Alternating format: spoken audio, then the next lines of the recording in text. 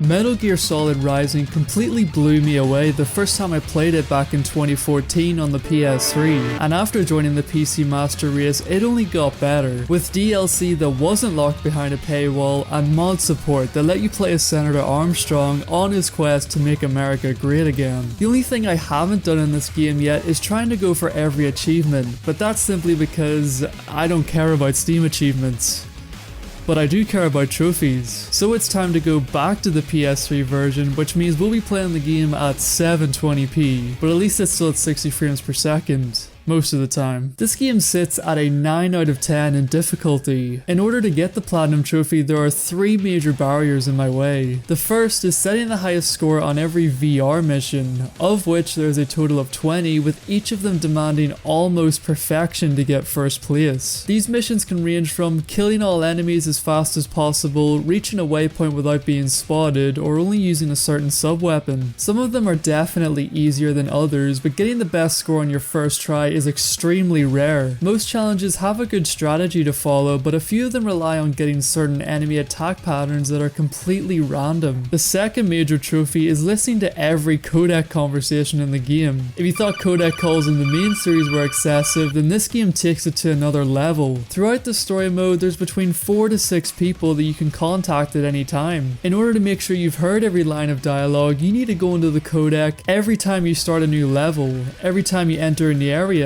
every time you pick up a new item, every time you see a new enemy, during enemy encounters, after enemy encounters, during boss fights, after cutscenes, before you see a civilian, after you see a civilian, if the civilian dies, and anytime someone calls you, you should probably call them back. You need to continuously call the same person multiple times until they start repeating dialogue, then move on to the next one, and so on. Then after 2 minutes of gameplay, pause and follow the same process for the entire game. The worst part is that I already attempted to get this trophy last year, but still managed to miss something, and since there's no way of knowing what it was, I just have to try again from the start. And finally, the trophy I'll be saving for last is completing the game on Revengeance difficulty with all S rankings. Yes, as if just being this mode wasn't enough of an absolute nightmare, it needs to be across the board. The one saving grace is that I can use any items and upgrades I've unlocked, which might increase my odds from 0 to probably doable with save scumming. So those are the main trophies that I'll be focusing on. I still have a few miscellaneous ones like getting a certain amount of kills on different enemies and unlocking all customizable items. But like I said earlier, I did a playthrough of this game last year where I collected everything, did the mission specific challenges, and beat every boss without taking damage. But those were just a warm up compared to what I still have to do. Alright, step 1.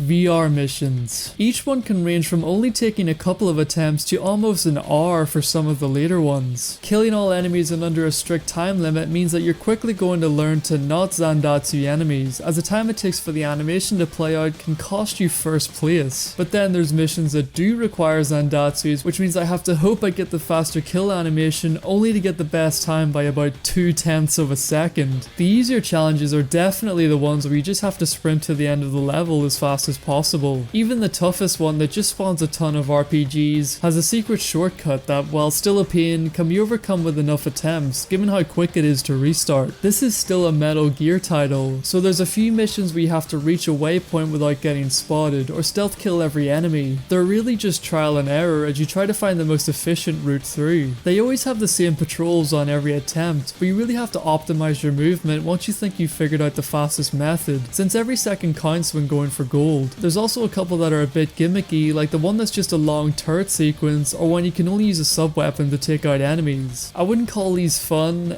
I mean, they're challenging, but for completely different reasons. The real challenge comes from VR18, the one that has a literal support group for helping people get through this abomination. For this mission, you have to fight 5 waves of enemies on Revengeance difficulty, which basically means I can get one-shotted by most attacks. The big gorilla dudes need to be perfect parried to kill quickly, otherwise I might spend too much time trying to kill them normally. Then after that comes a robot dog that can either fly across the map or shoot me across the the map, along with the hammer bros that can also kill me in one smack. This is one of those missions where I'm kinda just hoping they do certain attacks, so I can get the fastest kill. Like at the start when I have to just jog around waiting for the gecko to charge at me. Thankfully the ending is against a mini boss that can be repeatedly stunned. And overall this mission only took me about an hour or so, but I feel like there was a bit of luck involved. VR20 involves jumping straight past an enemy unnoticed, and after getting first place I got myself the trophy for completing every mission and completing them all with the best time. God, I love the PS3's chime. Alright, so the next step would be to listen to all the codec calls and kill certain enemies enough times. The reason I'm not jumping straight to Revengeance now is to build up more money to buy all the upgrades I need, and honestly so I don't have to worry about the codec when I'm going for all S ranks. The guide recommends to play on very hard since it has all the enemy placements that I'll see on Revengeance. The prologue chapter is standard gameplay, but once we reach the first mission the codec calls have to start literally right as I gain control of Raiden.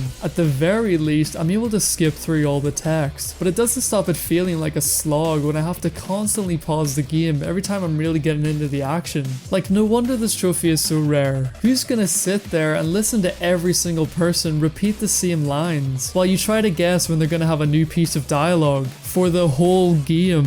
I also have no idea if this trophy is going to unlock during a call or if I have to wait until the end of the game, since that's how most of the collectible ones worked. At least I was able to pick up the last of the enemy kills trophies, which unlocked straight away, but for the main trophy in this playthrough it was radio silence. I was getting through the game one level at a time, meticulously stopping during boss fights to check the codec every time I reached a new building or landmark, listening to why Doctor wants to keep kids' brains trapped in VR chat, or how Raiden would rather talk to Courtney over his own wife. By now I'm over the halfway point and still have no idea if I'm doing well or not. Alright, we're at the Sundowner fight. I have to wait until after his charge attack before I can use the codec. Yep, skip. Still have to keep going until they stop saying anything new. Okay, that's everything. Oh, holy shit, finally! Oh my god. See, now I know why I didn't get this trophy before. I was just too into this boss fight. I must have just forgot to use the codec.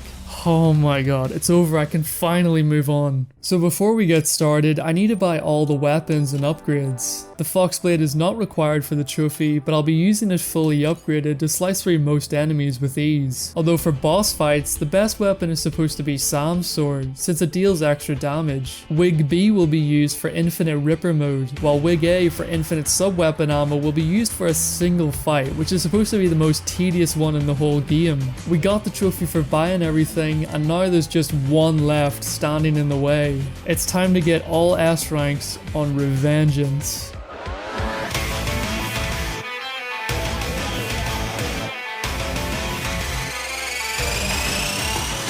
Starting off, we have the prologue chapter with default Raiden.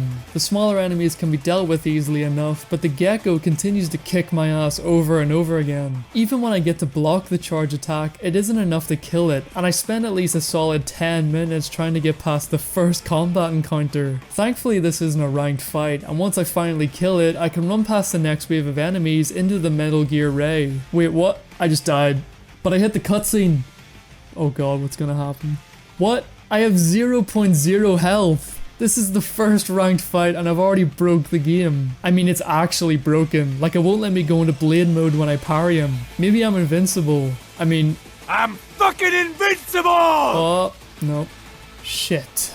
Well, this is the perfect time to explain another part to this playthrough. So during ranked fights, if you end up dying, when you press restart, the time still counts towards your final grade, making S ranks basically impossible at that point. The issue is because the game autosaves everywhere, and there's no way to turn it off. So the only way around this is to quit to the title screen, and either restart the chapter or back up your save beforehand, and copy over the one you just died on to start again just before the fight. The best way to avoid all of this though, is by having nano pastes equipped to avoid dying, and simply restarting if you only took damage. But with this being the prologue chapter and Raiden having none of that, I need to restart the chapter already since I died. Aside from that though, I was able to no damage the fight afterwards and get my first S rank, with the second encounter being a bit easier. Now for the rest of the game, I have the Foxblade, which absolutely rips through most enemies in a single slice. The only thing I need to be aware of though is getting most of the requirements for an S rank in every fight. While the no damage bonus is important, sometimes it's not enough if you feel too many of the other factors when determining your rank.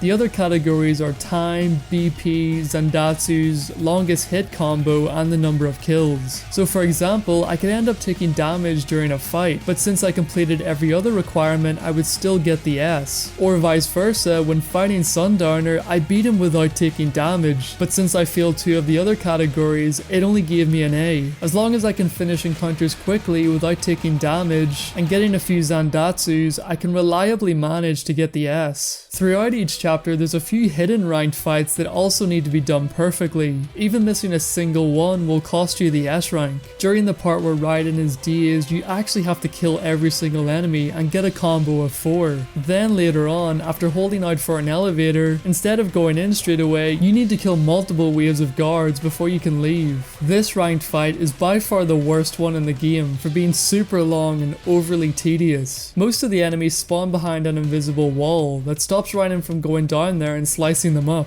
So the only decent method is to use the infinite sub-ammo wig to slowly fire the stinger while staying out of their line of sight. It's boring, but you gotta stay on your toes as a couple of mastiffs will spawn in, followed up by a grad that needs to be repeatedly stunned in between each stinger missile. It takes about 15 minutes to complete, but that was after multiple attempts, when usually most other fights take only a minute or less on average, and I actually get to play the game how it was intended. Boss fights were definitely not as bad as you'd think. Combining Sam's blade with Ripper mode completely decimates their health, and whenever I do get hit, I can simply restart at the checkpoints. Honestly, I had a harder time with Mistral compared to Monsoon because of all the dwarf geckos and explosive barrels scattered all over the place. And then against the AI versions, I ended up getting the S rank without the no damage bonus because there's no way I would have the patience to do both back to back perfectly. Sundowner took a few attempts like I talked about earlier, mainly because I wasn't getting a high enough combo. In fact, it's actually easier to not break his shields and just circle around him, chipping away at his health. Jetstream Sam can be perfect parried, causing him to lose over half his health, literally skipping phases of the fight. And of course, the final person standing between me and the Platinum Trophy is none other than professional footballer, Master Chef turned Senator,